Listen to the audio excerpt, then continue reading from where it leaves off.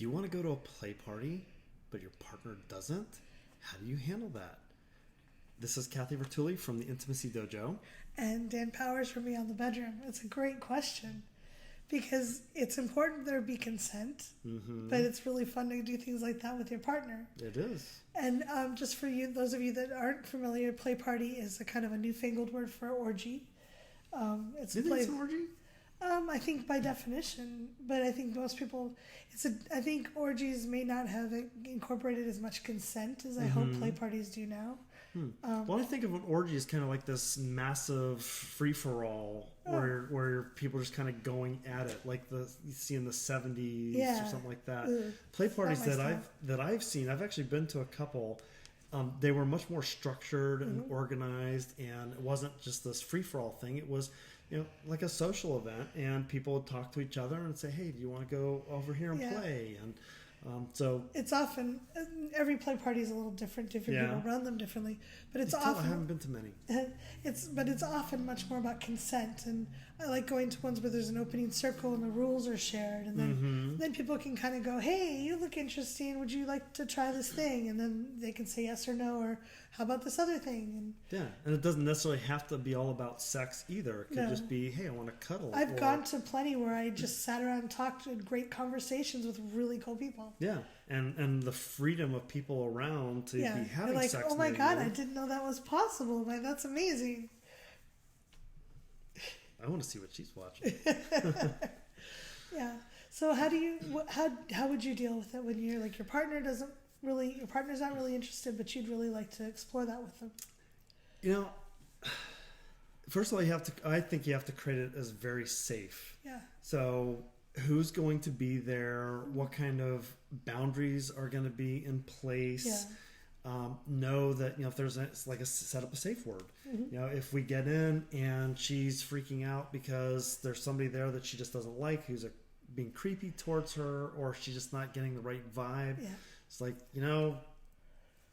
I need to get out of here. Then we do that.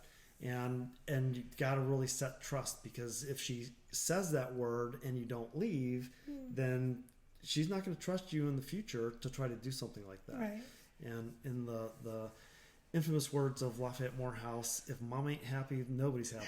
I'm sure somebody else said that too, but I know that that's kind of their philosophy. Yeah. And so make sure your partner's happy, whether it's male or female. Right. I think it can be useful, especially if it's your partner's first time visiting a play party, to have some agreements in place. And I would choose one that is very safe and consensual, because not all of them are. But maybe agree to go for an hour. And agree that, if you don't want me to, I won't play. Like, what would make you feel safe? I'm just going to hang out with you, and we're going to check it out and see if it feels like it's fun. Or do you want to go for an hour and, I'll walk you to the car and you'll take off and I'll catch an Uber home later. Like, different people have different needs about that. But taking it slow and letting them kind of explore, but never make anyone wrong for not wanting that.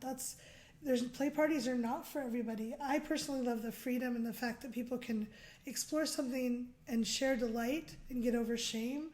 Something that's not normally talked about. To me, it's a very empowering thing. Yeah. But not everybody feels that. And don't shame someone or push someone to go to something that's not for them. Right. Even if you've got a really strong desire to do something like that, maybe there's other things that you can work on to support both needs being met. If my partner doesn't want to go to them, but I really want to go, then kind of like you were talking about a little bit before, is what are things that can be done to support both of us? Right. What are the reasons why she or he don't want to go, and what are the reasons you do? Right. And is it okay? Do they care? Maybe you can go by yourself or with another friend, but they just don't want to be there. Or do you want to throw a small party at your house with a couple, have a threesome or foursome, so that the other person gets the experience, but they feel that this more timid partner, I'm going to call the less eager to play party partner, doesn't have to deal with a lot of strange people around sex. And everybody's a little different on how they respond to that. Yeah. I think another thing that'd be pretty cool is go to some of these workshops that are out there that are kind of introducing this in a light and soft way. And more guided.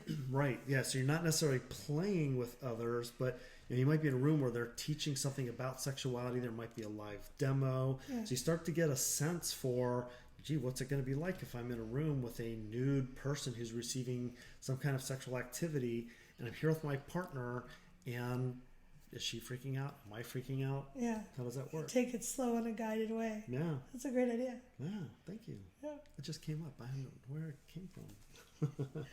What would you do, and how would you handle that? We'd love to hear your comments and thoughts. Yeah, love to hear them. Congratulations on taking this time for yourself and learning these things. If you'd like to follow more of this, you can subscribe to my channel here. Social media is up here, and there's more videos of this type here. See you soon.